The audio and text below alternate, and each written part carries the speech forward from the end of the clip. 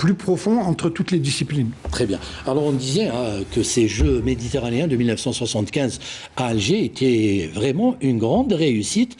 On en a la preuve par l'image avec ce sujet préparé par notre amie Sarah Derbel.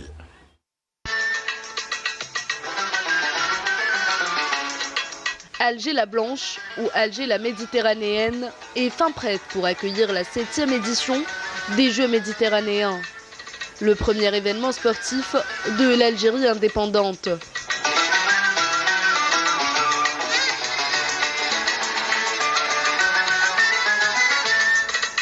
Une fierté nationale et un accomplissement digne et à la hauteur de cette prestigieuse manifestation sportive.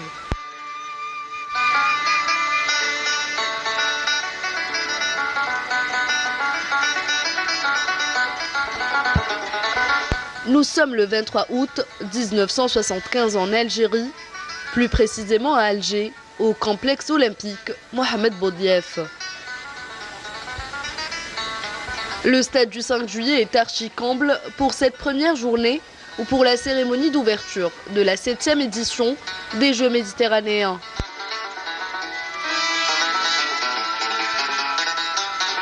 Après l'Égypte, l'Espagne, le Liban, l'Italie, la Tunisie et la Turquie, l'Algérie abrite pour la première fois de son histoire une compétition de cette envergure avec la présence de 15 nations et de 2444 athlètes, la plus forte participation depuis la première édition des Jeux méditerranéens.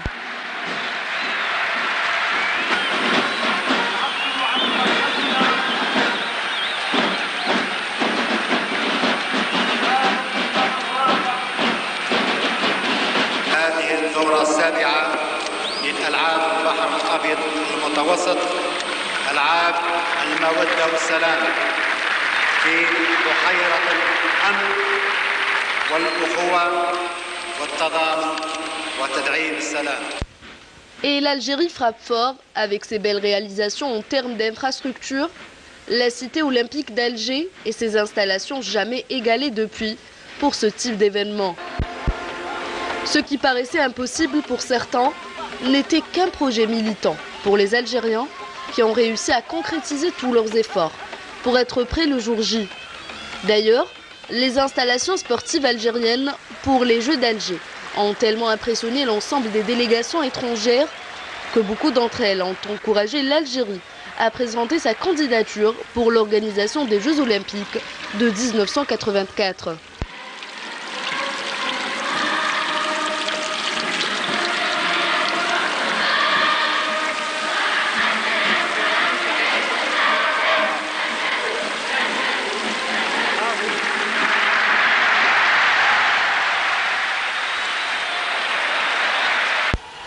La cité olympique est dotée à cette époque-là du stade du 5 juillet, d'une salle omnisport, d'un complexe nautique, d'un stade des sports collectifs, d'une zone d'hébergement et de restauration et d'autres infrastructures qui ont fait d'elle un réel carrefour pour le sport méditerranéen.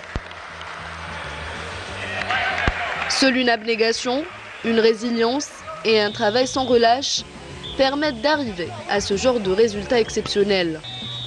Le 15 mai 1975, le ministre français des Sports, présent sur le site des travaux de la cité olympique, avait déclaré au directeur des études et travaux, Béchir Agarbi, que la finition de ce projet dans les délais du 23 août est impossible. L'ingénieur a défié le français en lui disant de revenir dans 3 mois et que tout sera prêt.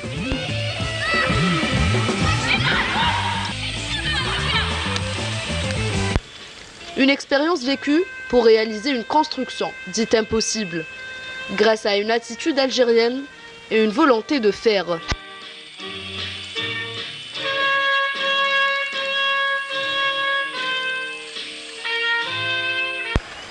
Les Jeux méditerranéens de 1975 et une première manifestation d'envergure après l'indépendance, admirablement réussie sur tous les plans et dans la perspective des JM d'Oran, qu'on souhaite tout aussi impressionnant, surtout qu'il coïncide avec la célébration du 60e anniversaire de l'indépendance algérienne.